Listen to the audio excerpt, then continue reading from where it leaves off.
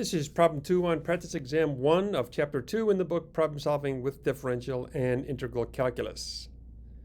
The area of a rectangle is L times W. The derivative of the area, dA, is W dL plus L dW. This is given. This is the product rule. The first times the derivative of the second plus the second times the derivative of the first. The quotient rule gives you the rule for a quotient.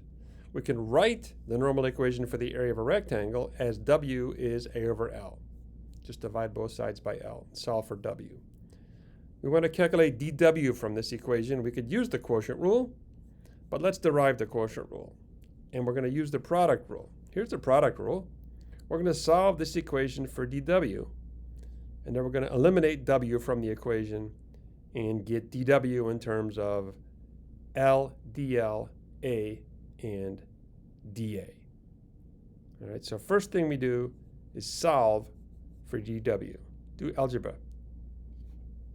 So what we're going to do is subtract WdL from both sides, and then we're going to divide by L to get dW by itself.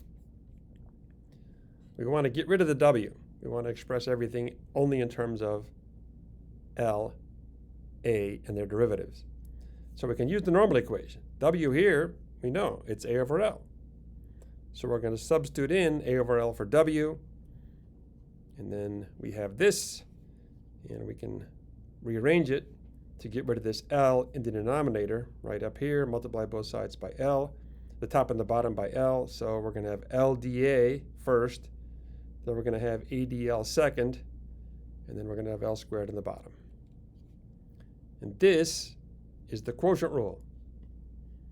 The quotient rule is bottom times the derivative of the top minus the top times the derivative of the bottom all over the bottom squared. You can see where it comes from over here.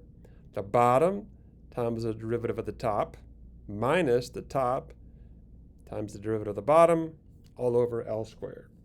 That's the quotient rule, and we got it from the product rule.